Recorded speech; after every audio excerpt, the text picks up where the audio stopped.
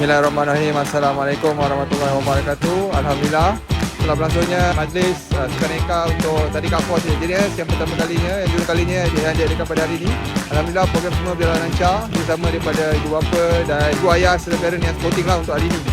Okay, untuk aktiviti untuk anak-anak hari ini sangat menarik, hadiah yang disediakan dan juga permainan-permainan yang menjadikan anak-anak dapat happy dan juga pengalaman yang bermakna lah untuk mereka. Okay. So saya harap untuk diadakan pada masa akan datang, insyaAllah. Okay, sekian, terima kasih. Assalamualaikum warahmatullahi wabarakatuh. Okey, Assalamualaikum. Saya ibu bapa kepada Takifa dengan satu lagi anak kami, Raya Koyum. So far kita hantar 2 orang anak kami ke Tadika ni.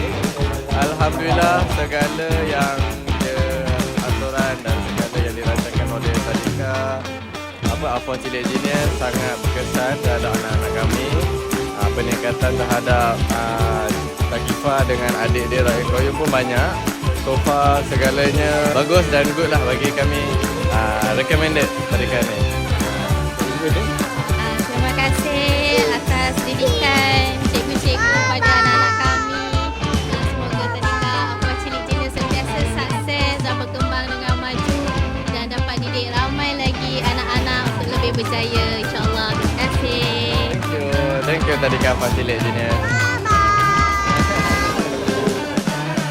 Okey, Alhamdulillah bersyukur kita kepada Allah sebab kami sekeluarga memilih Tadika Alpha Cilik Engineers yang mana abang dia 6 tahun dan adik 4 tahun.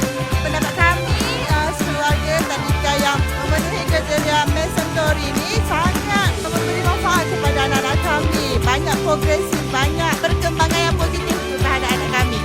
Terutamanya rutin-rutin harian dan adab dan sopan dia orang. Okey, untuk aktiviti hari ini beri peluang untuk meningkatkan dia orang punya kekuatan dan semangat kesukanan tu yang penting. Dan dalam masa yang sama, silaturahim antara keluarga dan guru-guru dapat kami terapkan dalam program hari ini. Terima kasih dan pilihlah Tadika Force.